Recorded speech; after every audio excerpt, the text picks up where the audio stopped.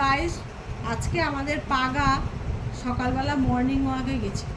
প্রতিদিনইও যায় সকালবেলা মর্নিং ওয়াকে। তা আজকে গিয়ে ওর একটা পুরনো বন্ধুর সঙ্গে দেখা। পাগা সমানে গল্প করেই যাচ্ছে। তা যখন বাড়িতে আসলো তখন আমি বললাম যে এতক্ষণ কী গল্প করলি? তখন পাগা বলছে, তুমি জানো না, বন্ধুত্ব হচ্ছে এমন একটা সম্পর্ক যেটা বিনা কুণ্ডলি মিলিয়ে আজীবন ধরে রাখা যায়।